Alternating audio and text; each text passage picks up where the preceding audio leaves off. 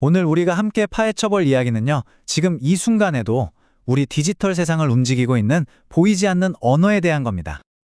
자, 이걸로 한번 시작해 볼까요? 우리한테 정말 익숙하죠? 바로 QR코드입니다. 근데 한번 생각해 보세요. 여기 이 QR코드, 이렇게 좀 찢어지고 구겨졌는데도 어떻게 멀쩡히 작동하는 걸까요? 아니, 애초에 이 작은 사각형 안에 어떻게 그렇게 많은 정보가 들어갈 수 있는 거죠? 이 작은 검은 사각형의 능력이 정말 대단한데요. 숫자는 무려 7,000개 넘게, 데이터로는 거의 3,000테라바이트를 담을 수 있어요. 심지어 30%가 망가져도 괜찮다니까요. 정말 마법 같죠? 자, 이 마법의 비밀을 풀기 위해서는요, 인류가 정보라는 걸 어떻게 다루게 되었는지 그 긴 여정을 한번 거슬러 올라가 봐야 합니다. 이야기는 지금으로부터 약 180년 전으로 거슬러 올라갑니다.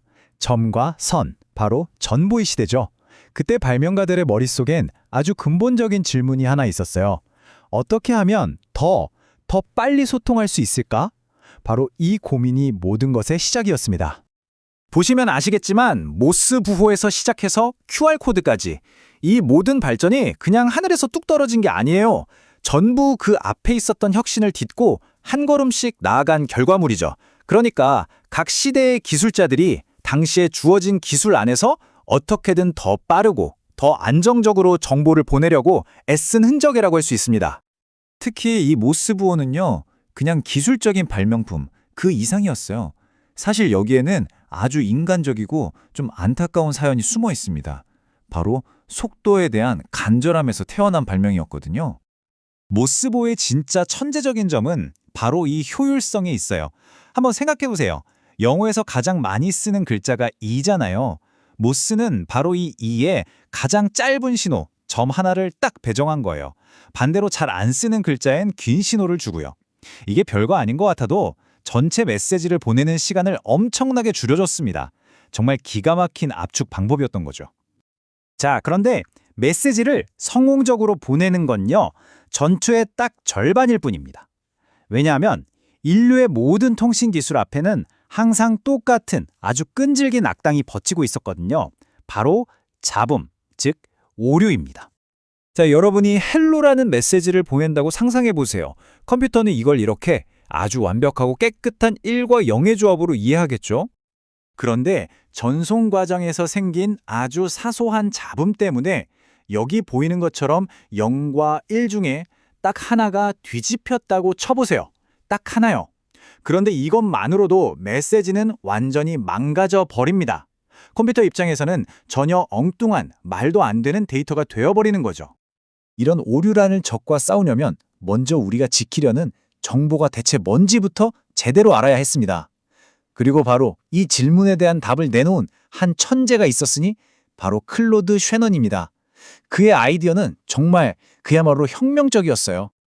자, 제가 질문 하나 드릴게요. 한번 맞춰보세요. 이 두 가지 상황 중에 어떤 게 우리에게 더 많은 정보를 줄까요? 즉, 더 놀라운 소식일까요? 쉐넌은 이 놀라움을 그냥 감으로 두지 않고 수학적으로 정의해버렸습니다. 핵심은 간단해요. 일어날 법하지 않은 일이 일어났을 때 우리는 더 많은 정보를 얻는다는 겁니다. 생각해보면 당연하죠. 해가 동쪽에서 떴다는 소식보다는 100년 만에 개기일식이 관측됐다는 소식이 훨씬 더 놀랍고 더 많은 정보를 담고 있는 것처럼요. 그래서 이 평균적인 놀라움의 정도를 바로 엔트로피라고 부릅니다. 이게 왜 중요하냐면요. 엔트로피가 바로 데이터 압축의 궁극적인 한계치, 즉 절대로 넘을 수 없는 일종의 속도 제한 같은 거거든요. 이보다 더 작게는 압축할 수 없다는 거죠. 자, 이제 정보가 뭔지 그리고 정보의 한계가 뭔지도 알았어요. 그럼 이제 다음 단계로 넘어갈 수 있겠죠? 이 소중한 정보를 어떻게 그 끈질긴 잡음으로부터 지켜낼 것인가? 바로 이 문제입니다. 이 질문을 던진 사람이 바로 리처드 해밍이라는 엔지니어였어요. 당시 초기 컴퓨터는 오류가 너무 잦아서 계산하다 멈추기 일쑤였거든요. 매번 좌절하던 해밍은 어느 날 이런 생각을 한 거죠. 아니, 기계가 오류가 났다는 걸 알 정도면 대체 어디서 오류가 났는지도 찾아서 고칠 수 있어야 하는 거 아니야? 이 단순한 질문이 모든 걸 바꿔놓습니다. 그의 해결책, 해밍 코드는 정말 기발했어요. 원래 데이터에다가 일종의 힌트가 되는 비트 몇 개를 추가하는 방식인데요. 이 추가된 비트들이 마치 GPS처럼 작동해서 만약 데이터에 오류가 생기면 지금 7번째 비트가 틀렸어 하고 정확한 위치를 콕 집어 알려주는 겁니다. 그럼 컴퓨터가 알아서 그 비트만 딱 뒤집어서 고칠 수 있게 되는 거죠. 자, 드디어 처음 질문으로 돌아왔네요. QR코드가 왜 그렇게 찢어져도 괜찮은지 그 비밀이 바로 여기에 있습니다. QR코드는 이 해밍 코드보다 훨씬 더 강력한 리드 솔로몬이라는 오류 수정 코드를 사용하거든요. 이건 비트 하나 정도가 아니라 데이터의 일부가 그냥 뭉텅이로 날아가도 마치 퍼즐 조각을 맞추듯 원래 데이터를 복원해내는 정말 마법 같은 기술입니다. 이 모든 이야기의 끝에는요, 현대과학에서 가장 위대한 발견 중 하나가 기다리고 있습니다. 바로 통신 속도의 한계, 즉 우리가 얼마나 빠르고 정확하게 정보를 보낼 수 있는지를 결정하는 우주적인 법칙에 대한 이야기입니다. 바로 셰넌의 채널 용량 정리입니다.